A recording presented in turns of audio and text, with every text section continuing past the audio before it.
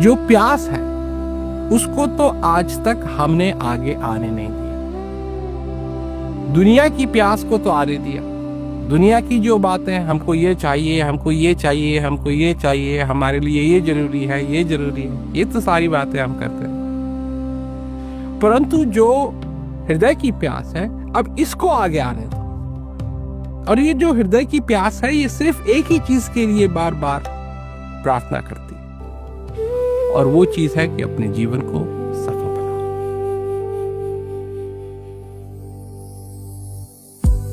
जीवों पर दया तूने कभी की ही नहीं, अब जाना ना खाली हाथ बजा कर। वो आनंद की जो फसल है उसको तैयार करो। तो अब ये करना है, हमको नई चीजें नहीं बनानी है। जो कुछ भी है वो हमारे हृदय के अंदर से आएगा। जो कुछ भी मैं आपको सुनाऊंगा, आप उसको पहले से ही जानते हैं। तो कई चीजें हैं जिनके बारे में आपको मालूम होना चाहिए, क्योंकि ये एक अलग किस्म की दुनिया है। जो हृदय की दुनिया है, ये अलग किस्म की दुनिया है। यहाँ के नाते रिश्ते सब आपके अंदर के हैं, बाहर के नहीं। क्योंकि आज तक जो हमने रिश्ते समझे, जो भी नाते समझे, वो सब बाहर के नाते थे। अब अंदर के नातों को बनाना है, अब अंदर की बात को समझना है। और इसको समझने के लिए बाहर की जो आवाज है, इसको कम करना पड़ेगा, क्योंकि बाहर बहुत आवाज हो रही है। और ये जो चीज कही जा रही है, ये इस रूप में कही जा रही है कि अगर आप इसको सुनना चाहते हैं तो बाहर की आवाज को बंद करना पड़ेगा और अंतर्मुख होना पड़ेगा, और अंदर की जो आवाज है इसको सुनना पड़ेगा। तूने कभी लगाया नहीं, अब जाना खाली हृदय को लेकर। बात तो आज की, क्यों कि हम तरह तरह के अपने जीवन के अंदर लक्ष्य बना लेते हैं। हम लक्ष्य बना लेते हैं, 4 दिन के बाद हमको कहीं जाना है, 4 दिन के बाद हमको कुछ करना है, और बीच में जो 3 दिन है ना, ये निकल जाते हैं, इन पे ध्यान नहीं जाता है। वो चौथे दिन पे इतना ध्यान जाता है, ये करना है, वो करना है, कि बीच के दिन है वो सब निकल जाते हैं। देखिए, लक्ष्य अगर आपका एक होना चाहिए तो सिर्फ ये होना चाहिए कि हर क्षण जो आपको मिल रहा है, हर श्वास जो आपको मिल रहा है, ये व्यर्थ न जाए। ये सीखना है हमको, ये सीखना है हमको कि ये जो प्रसाद हमको मिल रहा है, ये जो समय हमको मिल रहा है, ये जो चीज हमको मिल रही है, ये जो श्वास अंदर आ रहा है, जा रहा है, जो जीवन मिला है, ये किसी तरीके से सफल हो जाए, ये व्यर्थ ना जाए। तो यहाँ लक्ष्य बनाने की जरूरत नहीं है। जब आप अंदर से तैयार हो जाएंगे, फिर मैं आपको दिलाता हूं याद उस किसान की। किसान क्या कर सकता है? क्या कर सकता है? वो मेहनत कर सकता है। वो ये नहीं कह सकता कि मेरे पास परसों मेरे को कहीं जाना है, इसलिए ये जरूरी है कि कल जो है ये फसल तैयार हो जाए। ये नहीं कर सकता। वो तो फसल तो जब ऋतु आएगी, जब सब कुछ ठीक होगा तब होगा।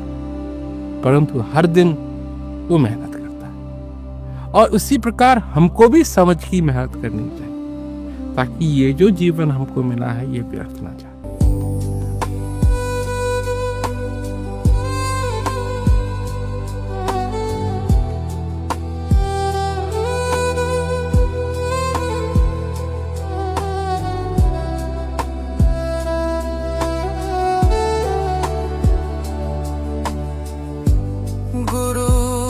शरण में कभी तू आया नहीं।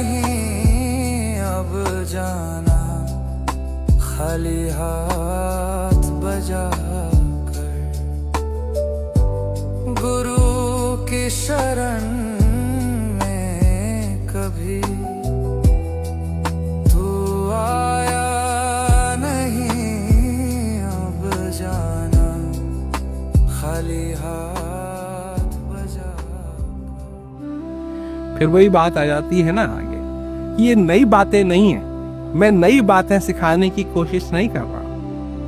ये बातें जिनके बारे में मैं चर्चा करता हूँ, जिन चीजों के बारे में मैं चर्चा कर रहा हूँ, ये तो आपको सब मालूम है। देखिए, ये जो शांति की प्यास है ये आज नहीं लगी आपको। जो ये शांति की प्यास है ये कल नहीं लगी आपको। ये तो जब आप पैदा हुए तब से आपके साथ है। जब से आपने होश संभाला तब से ये प्यास आपके साथ है। अब समय आ गया है कि आप अपनी प्यास को समझना चाहते हैं तो बड़ी सुंदर बात है कि इसकी तैयारी के लिए प्रबंध है।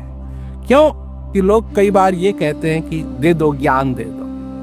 अब ज्ञान दे दो का क्या मतलब हुआ? आज जिस किसान के पास खेती नहीं है, उसके अगर हाथ में बीज डाल भी दिए जाए तो बेचारा क्या करेगा?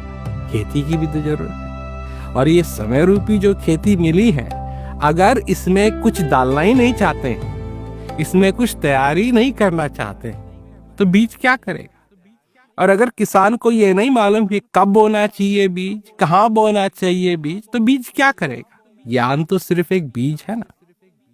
तो इसको समझना चाहिए, इस बात को समझना चाहिए कि किस तरीके से अपनी जिंदगी को हम सफल बनाएं, अपने जीवन को हम सफल बनाएं। और सारी बातें उनको अलग रख करके हमारा ध्यान कम से कम उस ओर जाना चाहिए कि हम अपने जीवन के अंदर उस आनंद को पाना चाहते हैं। और उसकी जो प्यास है उससे हमारा परिचय होना चाहिए।